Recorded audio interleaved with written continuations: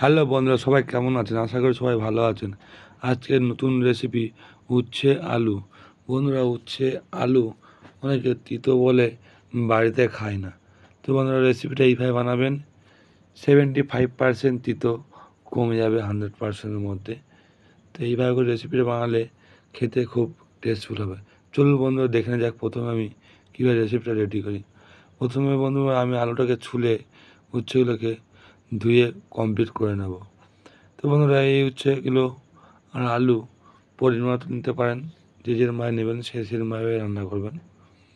তো বন্ধুরা, প্রথমে আমি উচ্ছেগুলো ধুয়ে কমপ্লিট করে কেটে নিচ্ছি। আমি উচ্ছেগুলো এইভাবে ছোটো ছোটো করে গোল গোল করে আমি কেটে উচ্ছেগুলো রেডি করে নিলাম। এরপর উচ্ছেগুলো কাটা কমপ্লিট হয়ে গেলে এবার আমি আলু মধ্যিখান থেকে আলুকে 4 ফালি করে নিয়ে ছোটো ছোটো পিস পিস করে আমরা আলুগুলোকে কেটে রেডি করে নেবো। তো বন্ধুরা, উচ্ছেগুলো আলুগুলো এইভাবে করেই একই সাইজে করে কাটবো আমি, তাহলে কী হয়, ভাজতে সুবিধা হবে। তো বন্ধুরা, উচ্ছে ভাজা কমপ্লিট হয়ে গেছে, আলুও কমপ্লিট হয়ে গেছে। এবারে আমি আলুগুলো কাটার পর আমি কীভাবে রেসিপিটাকে রেডি করব, চলুন বন্ধুরা দেখে নেওয়া যাক।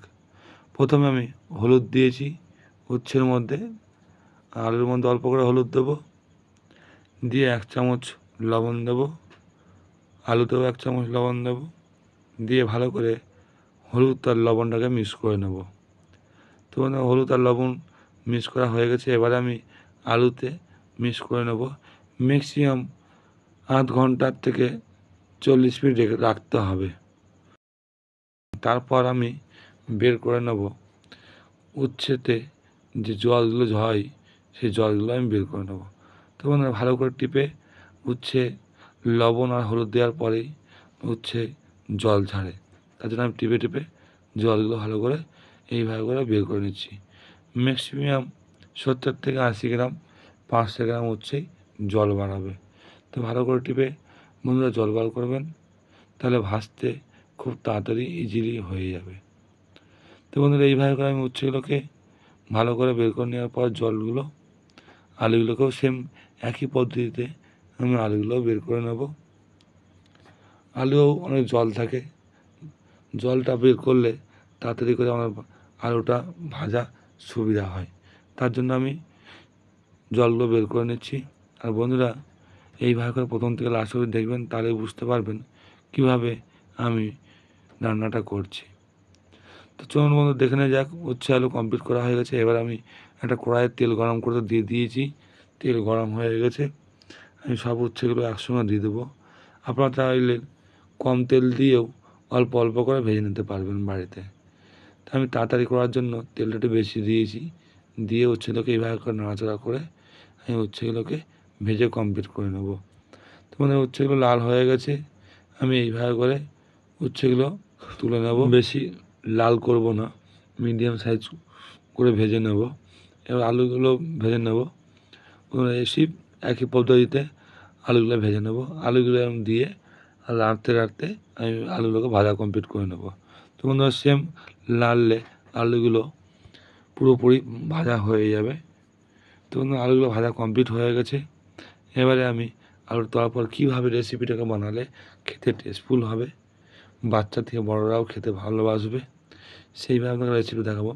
প্রথমে আমি নিয়েছি কারি পাতা, পেঁয়াজ, টমেটো, এইগুলো দিয়েই আজ আমি রেসিপিগুলো বানাবো।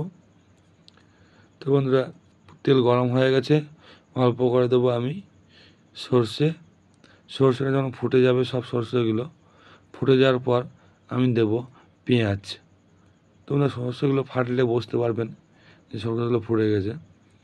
এবারে আমি পেঁয়াজ দিলাম।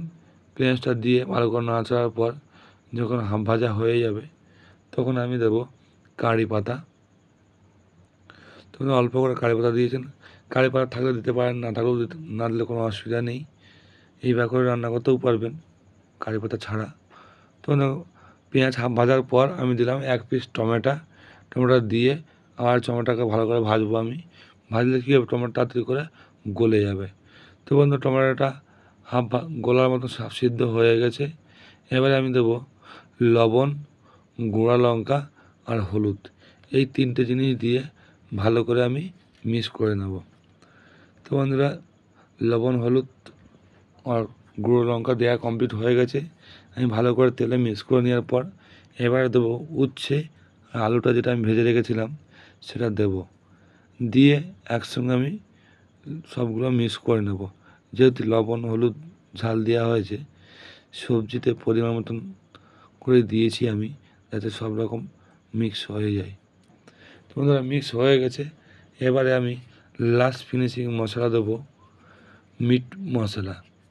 তো বন্ধুরা এই মিট মশলা দিলে খেতে আরও টেস্টফুল হবে, দুগুণ বেড়ে যাবে। আপনারা চাইলে দিতে পারেন, না চাইলেও দিলে কোনো অসুবিধা নেই, খেতে খুবই টেস্টফুল হবে। বন্ধুরা বাড়িতে এইভাবে করে বানাবেন, আর ভালো লাগলে লাইক কমেন্ট শেয়ার করবেন।